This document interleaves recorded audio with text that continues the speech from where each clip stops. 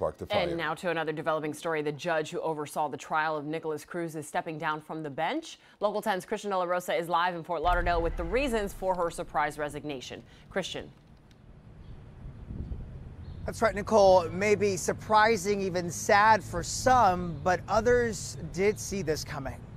Highly praised by some and harshly criticized by others, Broward County Circuit Judge Elizabeth Scherer is stepping down from the bench. Local 10 News confirming Judge Scherer just turned in her letter of resignation, saying it has been a privilege to serve the people of the state of Florida, but offered no explanation for her decision. The 46-year-old justice, best known for presiding over the gripping trial against the Marjorie Stoneman Douglas mass murderer. She was applauded by victim family members after sentencing the shooter to life in prison.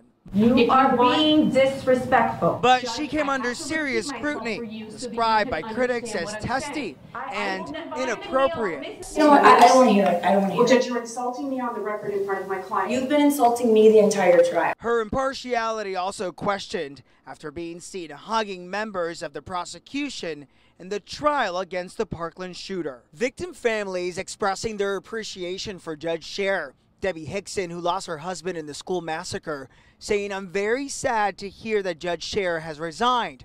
She was a fair and compassionate judge during our trial, and we appreciated her kindness during a very difficult time. Our family wishes her all the best."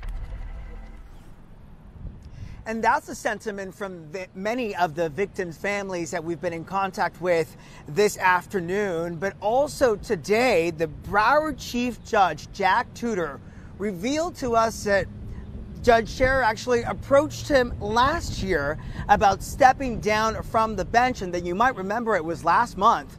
The Florida Supreme Court actually removed Judge Scherer from another death penalty case, citing those moments we see in video of her hugging members of the prosecution in the Parkland shooter case, describing those moments as showing unfair sympathy for prosecutors.